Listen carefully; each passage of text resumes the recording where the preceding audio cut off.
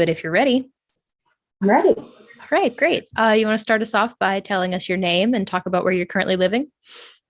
My name's Robbyn Enriquez, and I live in West San Jose, California. Great. And what about your experience in San Jose made you want to reach out to us for this interview? San Jose is really a changing demographic, a changing landscape. The good news is the changing demographic. It's nice to have truly a worldwide blend of peoples here. And that means better cultural experiences, better access to different kinds of great foods, and different kinds of festivals and what have you, where you can really understand someone else's culture. And those things are all good. But the things that have become really, really challenging are, the list is long and getting longer. Mm-hmm. Interesting. So to start off on a positive note, you want to elaborate a little bit about what you like about San Jose, what the great things are? The climate.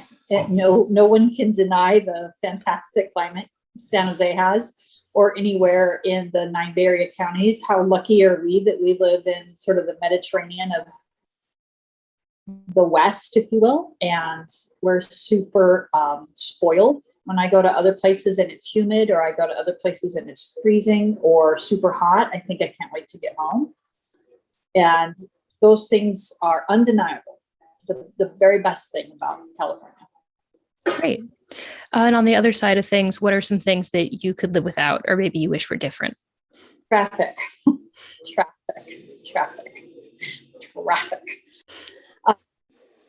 It's literally no joke to say that during COVID, I could get to work in 20 minutes. Before COVID, it would take me about an hour to get to work, and to get home from work would generally take an hour and a half. No joke. Wow. And it's 4 miles. So I'm not looking for a badge of courage, but I am saying that anyone who sort of fights Bay Area traffic knows the score. Interesting. With all of this considered, would you recommend your hometown to someone else? Would you recommend someone else move to San Jose? No? Wouldn't. And it's not about anything but the financials right now. So traffic, financials, we don't care for our homeless. We don't care for our mentally ill. We are falling behind in how our schools, our public schools, treat our youth, and how our system treats our senior citizens. So, and I'm sort of in between those two things, but I'm still really passionate about those things. And the fact that we don't have bragging rights anymore in either of those regard is really sad. Mm-hmm. Yeah, that's a good point. Did you live anywhere else before San Jose, or are you here lifelong? I'm a lifelong Californian. However, I lived in the Central Valley, so sort of the breadbasket of California, where everything agricultural was part of everyday life. And that gives you a really good education with regards to, where does your food come from? How does it get from a grove, say an orange grove, to a supermarket, to a table? It's absolutely no mystery to me, because we lived on a farm and we understood where beef came from and where chickens came from, and how much work it was, and how grateful we are for people that provide food for our table. Excellent. That's good to hear. So that move super dramatic for you, moving from Central California to San Jose, or? Oh, was it ever? I was 15 years old, and I had never seen a lady from India. I had never seen a lady from India. And I remember going to the DMV to get my driver's license and seeing a lady from India. And I thought she was the most exotic, beautiful thing I'd ever seen in my life. And I remember thinking, I've been missing this all my life. Oh my gosh, it's horrible. So I was really grateful to move to places that were more diverse and that offered more than I had been exposed to. However, with that comes challenges, obviously, bigger populations, more graffiti, more garbage, less sort of heart to take care of it. if you will. Yeah, that makes sense. Do you have advice for people who might be making a similar move in the kind of, rural to urban transformation? Um, Everything's an experience, and take all of your experiences and don't turn down any opportunity to be exposed to somebody of another culture, or to be exposed to a food or an event or something where you get to know a neighbor.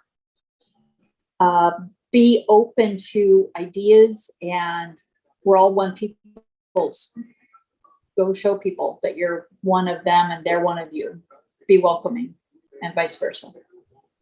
Excellent. That's beautiful. How has Best Places helped you in your day to day? It's funny that when I was first asked to do this, I thought all I'm going to do is complain. That's horrible.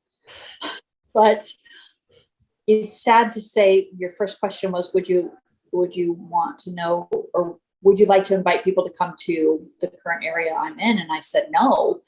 And it's just because things have changed so dramatically in the last 10 years. It's an embarrassing thing to admit now. I'm no longer proud to be a San Josean. That's too bad. Well, it is unfortunate to end on that note, but it is interesting because there's always room to grow and improve. And if citizens like you, speak up, then hopefully we can get on the right path. But that was kind of all of my questions for today. Before we sign off, do you have anything else that you want to share? Yeah, I wish San Jose could be the place that it used to be. This used to be a welcoming community of people that were like-minded and that helped one another, and that were, sort of, let's just say, sweet and not mean. But we've become a community of people that are not as nice as we used to be, and it'd be great to get back to that. Good to hear. Yeah, I believe with work, you guys could return. I don't live there, but I'm sure that with people like you, we're doing their best. I'm sure you'll get there eventually. I hope you're right. Well, I wish you well in the rest of your interviews. Yes, thank you. I wish you well for the rest of your life, I guess. Okay, thank you. Yeah, have a great day. Bye.